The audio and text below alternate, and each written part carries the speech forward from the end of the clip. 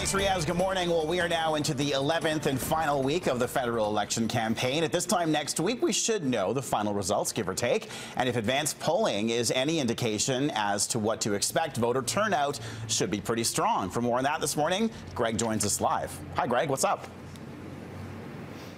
Good morning, Kyle. Well, I'm just outside the Roundhouse Community Center here in Yaletown, and this was one of the very busy polling stations over the weekend.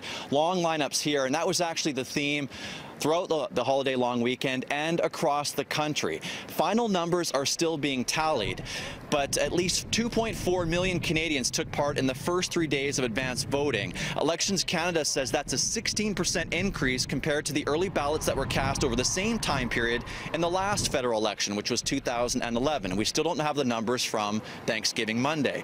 The long lineups caused frustration at several polling stations here locally.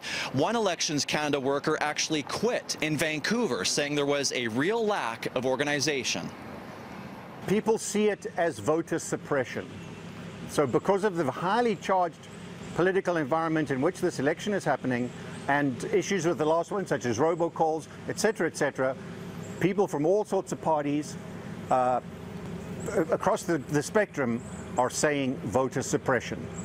And there was considerable tension even amongst the voters in that they were yelling and screaming at each other, pushing and shoving.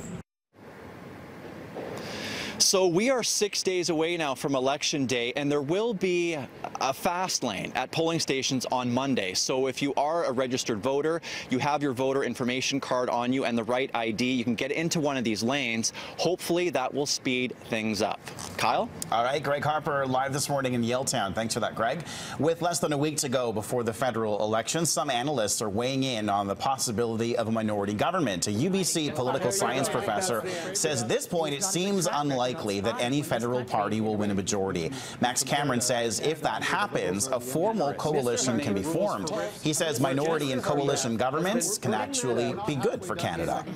Lester B. Pearson had two back-to-back minority governments in the 1960s with NDP support, and he brought in Medicare, the Canada Pension Plan, bilingualism, and the new flag. So no mean set of accomplishments. Canada's main party leaders will be spending the day campaigning out east. Green leader Elizabeth May is on Vancouver Island with events scheduled in Victoria and Nanaimo. South of the border, Democratic presidential candidates are getting ready to take the stage in their first debate in Las Vegas tonight. Hillary Clinton, still seen as the favorite to win her party's nomination, but her lead is slowly starting to decline against Vermont Senator Bernie Sanders. Clinton will have to face questions tonight over her controversial email use while she served as U.S. Secretary of State. She can win debates on the technical merits, but the fun thing about the American public is that we like accomplished debaters, but we like fun human beings even more. So she actually, and this is something that women of her generation in particular face in public life, if she's too perfect, it gets held against her. I think it's not going to be highly rated. I think it's going to be, you're going to watch it for 10 or 15 minutes, people are going to get bored and turn it off. The Dutch Safety Board has presented the results of an official probe into the crash of Malaysia Airlines Flight 17. It says the plane was destroyed by a surface-to-air missile over eastern Ukraine. The Dutch report says a missile exploded less than 1 meter outside the cockpit, killing 3 crew members inside and breaking off the forward section of the plane. However, the investigation did not conclude where the missile was fired from. Flight MH17 was carrying 298 people. It was shot down in July of last year while flying over an area of eastern Ukraine where government forces continue to fight pro-Russian rebels. A Canadian journalist released from an Egyptian prison last month will be speaking in Toronto later this morning. Mohamed Fahmy will be at Toronto's Ryerson University attending a news conference hosted by the Canadian Journalists for Free Expression.